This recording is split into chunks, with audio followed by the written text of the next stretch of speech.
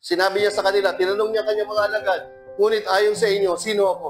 Tanungin ko kayo, ayon sa inyo, sino si Jesus? Jesus is my Savior. Jesus is my healer. Jesus is my righteousness. Jesus is my holiness. Jesus is my forgiveness. Jesus is my redemption. Everything you need in life is Jesus. Hindi niyo makikilala si Jesus sa experiences ng buhay.